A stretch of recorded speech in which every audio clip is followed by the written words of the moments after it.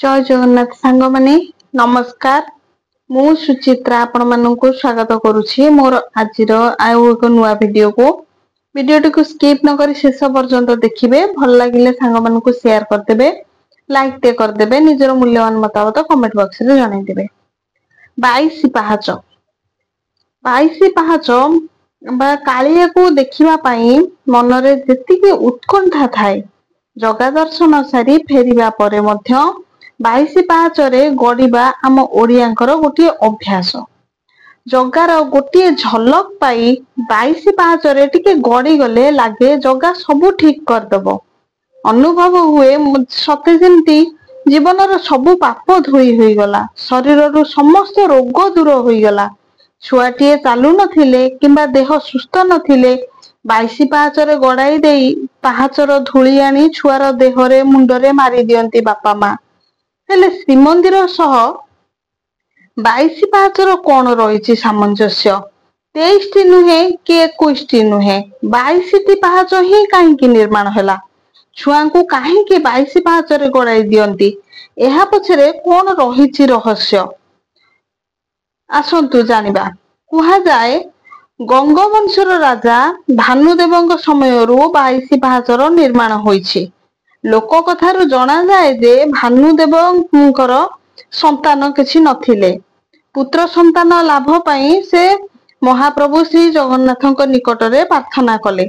महाप्रभु निर्देश देले जे 22 पाहाच निर्माण कले पुत्र संतान प्राप्त हेबो। महाप्रभुଙ୍କ आदेश रे राजा 22 पाहाच निर्माण आरंभ कले। हेले 22 पाहाच निर्माण समय रे एक समस्या उपजिला। पाहाच निर्माण बेले गोटे पानीर झर सृष्टि हेबारु कार्य रे बहुत बाधा उपजिला। झर जेते सुखाइले मध्य सुखिलानी। तापरे राजा व्यतिव्यस्त होई महाप्रभुଙ୍କ पाखरे गुहारी कले।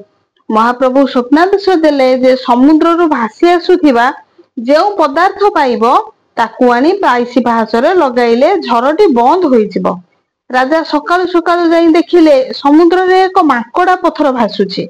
राजा ताकू कर्मचारी द्वारा समुद्ररु आनी सेई झर सृष्टि होइथिबा जागा रे लगाइले। झरटी बंद होई गला। राजांकर एक पुत्र संतानटीए मध्य हैला। किंतु राजज्योतिष माने राजकुमारंक कुंडली देखि कहिले राजपुत्रंकर अल्पायु, मात्र 22 वर्ष आयुष। ए कथा सुनी राजा निराश होई महाप्रभुंक पाद पद्म रे शरण नेले। महाप्रभु श्री जगन्नाथंक स्वप्नादेश हैला पुत्र को 22 पाहाचरु तळो पाहाचरु ऊपर पाहाचरु तळ पाहाच को गड़ाई दियो। राजा एही आदेश मानी पुत्र को 22 पाहाचरे गड़ाई देइथिले। फल रे तांको पुत्रर आयुष वृद्धि हैला। जगा दर्शन सारी फेरिबा बेले पिता माता माने निजर संतान को 22 पाहाचरे ऊपर पाहाचरु तळ पाहाच को गड़ाई दियंती। निज संतान को महाप्रभुंक पाद तले समर्पी दियंती। आउ कुहंती हे जगा मो कोଳରେ तू देइछु, ता भाग्य भी तोरी हातरे, तोते टेकी देइछि। 22 पाहाचर रहिथिबा गोटे गोटे पाहाचर महत्व रहिछि। जेमती पाहाचर तृतीय पाहाचरे जमशिला रहिछि। 22 पाहाचर मध्ये श्राद्ध दिया जाए। महाप्रभु तांकर समस्त जुगर जन्म नेइथिबा पिता मातांको पिंडदान करंती। काशी विश्वनाथ मध्य ए 22 पाहाचरे अछंती। महाप्रभु को भक्त माने जेतिकी विश्वास करंती 22 पाहाच को मध्य सेतिकी विश्वास करंती। चलंती एबे 22 पाहाचर ना गुडी को जानिबा। सबु पाहाचर विभिन्न ना भी अछि। चलंतु तीव्र 2 पाहाच कुमुदवती, 3 मंदा, 4 चंडवती, 5 दयावती, 6 रंजनी, 7 इतिका, 8 रौद्र, 9 क्रोध, 10 बद्रिका, 11 प्रसारिणी, 12 व्रती, 13 मार्जनी, 14 क्षति, 15 रक्त, 16 संदीपनी, 17 अलपनी, 18 मदंती, 19 रोहिणी, 20 रम्या, 21 उग्रा, 22 क्षभिनी। सांग माने केमती लागिला 22 पाहाचर रहस्य विषय रे?